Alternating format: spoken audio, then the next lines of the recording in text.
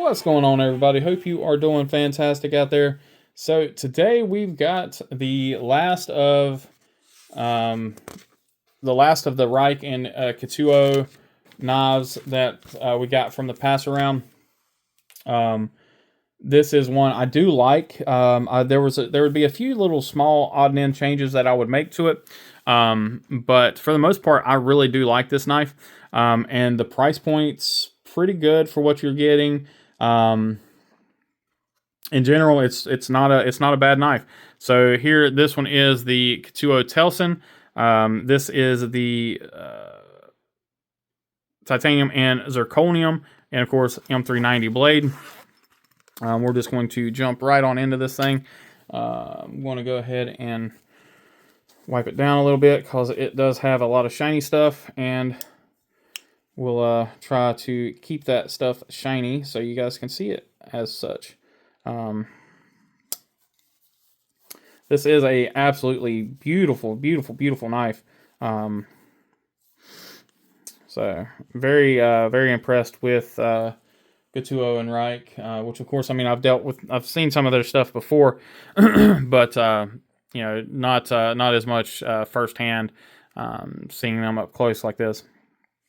So we'll go ahead and dive straight on into this guy. So here you have, again, the titanium and zirconium. It's got the zirconium insert here. You got some anodized titanium pivot collar, as well as screws there. Flipper only. Now that does, you can pull off of that fuller, or some people I'm sure can. I can't do it reliably, so for me it is a flipper only knife. On the backside, you know, same thing. You've got the blue anodized hardware, and then you've got the zirconium insert that runs through the knife. A very interesting pocket clip that is functional. It does work as a pocket clip should. Really nice backspacer with plenty of jimping. Ketuo logo there. And then you do have M390 there on the blade. Really nice reverse tanto blade here. Plenty of belly. Lovely finish on that blade. It looks to be like some sort of a stonewash finish there. Again, you do have that fuller there that if it was a little sharper there towards the spine, it would be a very functional fuller, but it's not quite sharp enough or deep enough for it to function for me anyway. Telson there on the blade. Backside, you don't have any. Oops, excuse me. Backside, you don't have anything. No sharpening choil whatsoever. Nothing at all. So that's kind of a. If you sharpen this knife, you're going to be smashing all into that plunge grind. But speaking of that, the sharpening looks good on here. Everything looks fine. Tip is straight. So this is, out of all the knives we've looked at from these guys, this is the most carryable. I mean, they all are carryable, but this one is the most like a normal knife, is what we'll say. I didn't even notice it does have a little lanyard slot there as well that does go down inside the handle. So you do have room, even though it doesn't look like there's much room there. You do have room for an actual lanyard to run some paracord through there. So pretty interesting way of doing that. Really nice action on this knife. It's a frame lock, but because you have that insert, it kind of acts like a bolster lock. Because you don't really there's not really much of a way to get your hand on the frame to put too much pressure on it. Action is pretty good. Like I said, you can. Let's see if I can get it to flip off of this.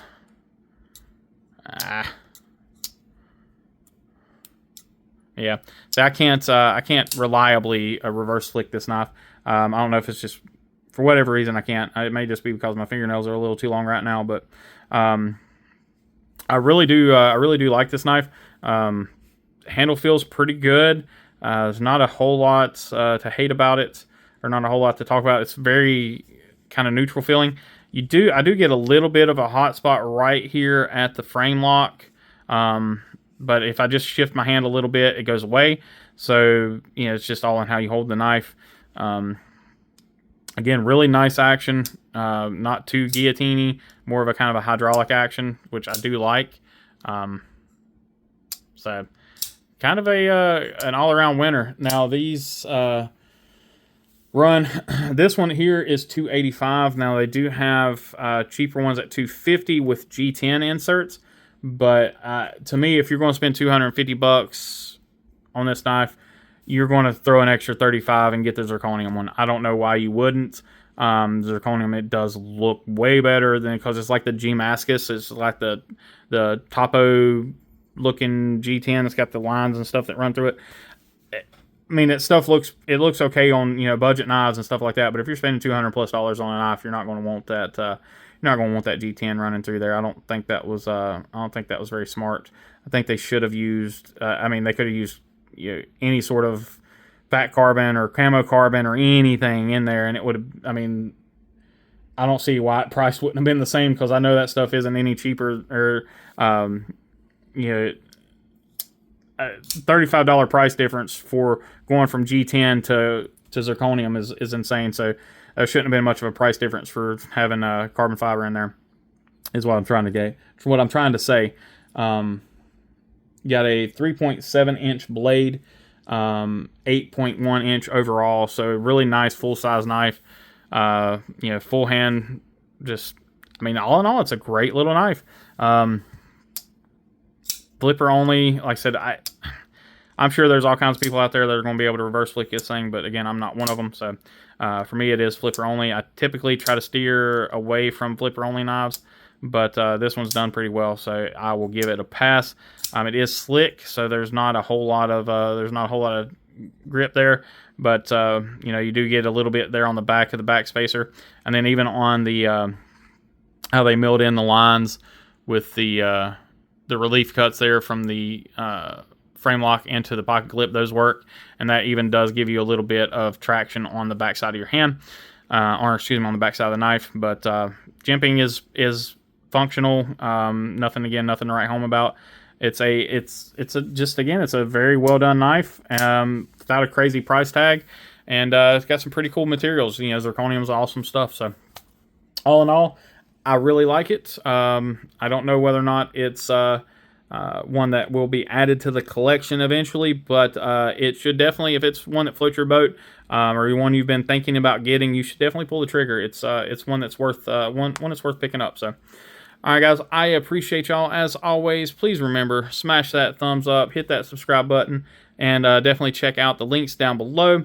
Most importantly, though, remember, be kind, be humble, be EDC. Take care.